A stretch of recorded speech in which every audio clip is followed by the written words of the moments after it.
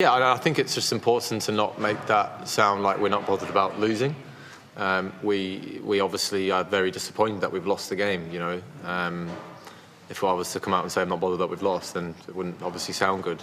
We'd much rather be in the New Zealand situation where they're happy with the win. We're disappointed we've lost, obviously, but we always play our cricket giving ourselves the best opportunity to win.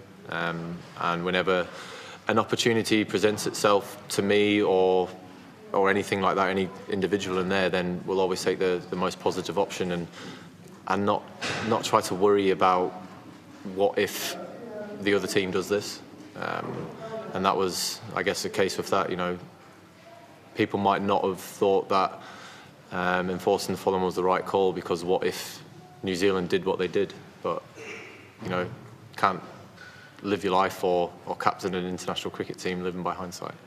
Yeah, gosh, I mean, what a game. Obviously, after I got out and to watch sort of what unfolded after there was massively up and down. And then Jimmy and Leachy at the end there, it was just crazy. You just sort of don't know what to do with yourself. But I just think at the end of the day, if you can't look back at that Test match, even in our dressing room, being on the losing side, and just be quite thankful that you've been involved in a game like that, because Test matches like that don't happen that often and don't come around that often either. So I think just even looking at watching Jimmy and Leachy walk off there, I think they appreciated that in the moment as well.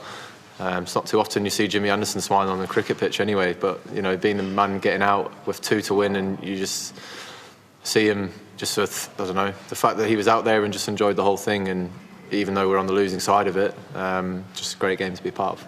Yeah, I mean, look, I think you look back to that point and the 3 innings before, we managed to rip through their top order, in Mount Maunganui twice, and then obviously here again as well. And we said early on, before we took the field on that day, that if we have the opportunity to enforce the follow-on, we will do it.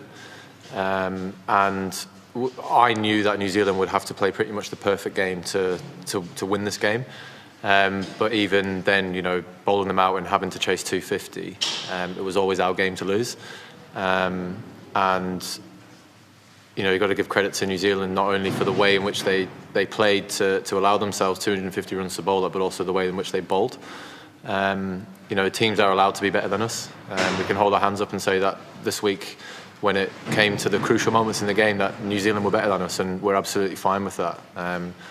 But in terms of all the decision makings and things like that, I'll stand by, because I know that especially with Jimmy, Broady and Robbo with the ball, that teams have to play incredibly well to get totals like New Zealand managed to get in their second